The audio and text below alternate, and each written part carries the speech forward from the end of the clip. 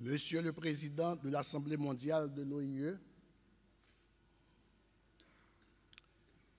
Monsieur le Directeur général de l'OIE,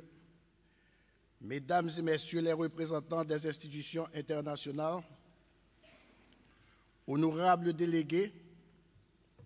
Mesdames, Messieurs,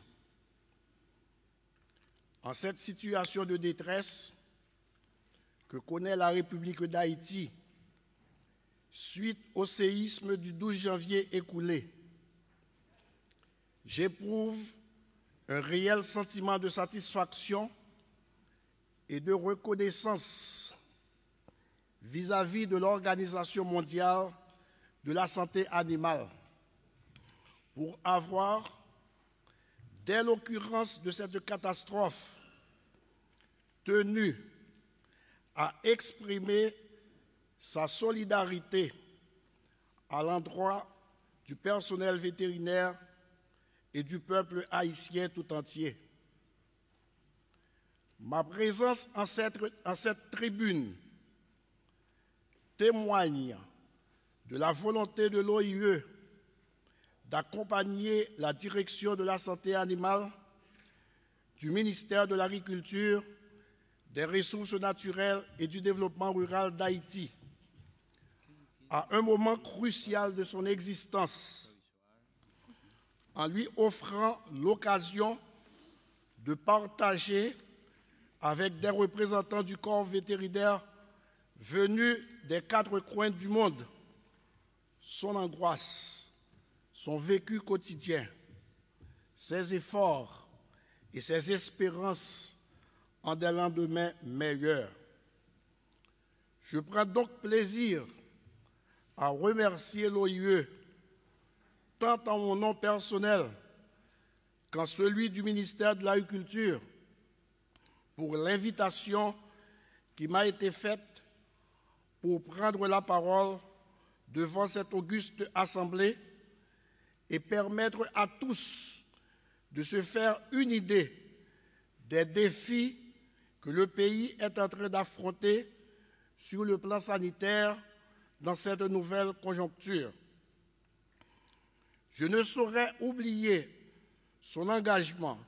en faveur des services vétérinaires de mon pays à travers la représentation régionale pour l'Amérique, quelques jours seulement après le séisme. Très vite, une conférence téléphonique a été organisée en vue d'identifier les principaux axes d'intervention. C'est ainsi que la direction de santé animale avait élaboré un programme d'action sanitaire post-séisme qui a été diffusé par les soins de l'OIE à différents pays et institutions régionales et internationales à des fins de financement. S'il est vrai que les problèmes du pays n'ont pas commencé avec ce terrible tremblement de terre qui a détruit bon nombre de ses infrastructures et a engendré des pertes en vie humaine de l'ordre de 250 000 personnes, il faut reconnaître qu'ils se sont aggravés depuis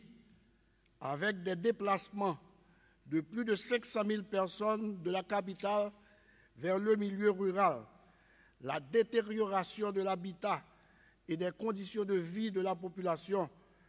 particulièrement dans les villes qui ont été touchées par ce cataclysme. Mesdames, Messieurs, permettez-moi de vous demander de bien vouloir observer une minute de recueillement en mémoire des victimes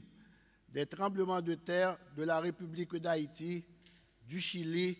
et des autres pays qui en ont été affectés. Une minute de recueillement, s'il vous plaît.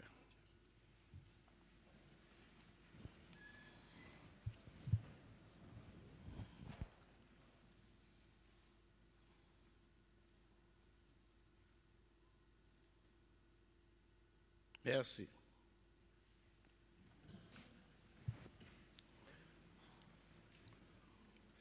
Au cours de son histoire de peuple libre, le pays a connu des décennies de gestion conflictuelle de situations politiques et de gouvernance douteuse, ce qui a fini par l'entraîner dans une spirale régressive affectant tous les compartiments de la société. Le secteur de la production agricole a été l'un des plus touchés. Son importance dans l'économie haïtienne n'a cessé de diminuer depuis le début des années 90, de 37% en 1991. La contribution de l'agriculture au PIB réel est passée à 25% en l'année 2008, alors que l'agriculture continue d'occuper plus de 60% de la population. Entre-temps, il n'y a pas eu de véritable développement du secteur industriel. Le même constat se fait aussi au niveau du sous-secteur de l'élevage. C'est que l'agriculture proprement dite et l'élevage se réalisent dans de petites exploitations agricoles disséminées un peu partout dans le pays et dont le nombre est estimé à environ 800 000. Il s'observe donc une nette prédominance de l'élevage familial qui joue davantage le rôle de caisse d'épargne plutôt qu'une activité économique à souci de rentabilité. Pourtant, les populations animales sont loin d'être négligeables. Pour nous en convaincre, rappelons que le pays compte environ 1 million de bovins, 800 000 porcins et 2 500 000 caprins. Dans de telles conditions d'élevage, les risques de maladies sont assez élevés. Ces petites unités de production familiale fournissent environ 90% de la production nationale, soit la totalité de la demande en volailles indigènes et en viande de petits ruminants, tandis que le pays, pour satisfaire ses besoins en œufs, en poulet, lait et viande de porc, est obligé de recourir à une importation massive de ces produits. Le développement de l'élevage est confronté à de nombreux obstacles, dont les plus importants sont la faible disponibilité d'aliments pour animaux, l'insuffisance du crédit rural, le coût élevé des matériels d'élevage et des intrants vétérinaires, la faiblesse de l'encadrement des producteurs, tant pour les techniques d'élevage que pour les soins vétérinaires. Le manque de structuration de l'élevage et la déficience organisationnelle des services vétérinaires ont eu comme conséquence que des maladies animales à caractère épizootique ou zoonotique, comme la Newcastle, la rage, le charbon bactérien, sont devenues endémiques et continuent de provoquer des pertes économiques non négligeables et même des cas de mortalité humaine. En 1996, le pays a été de nouveau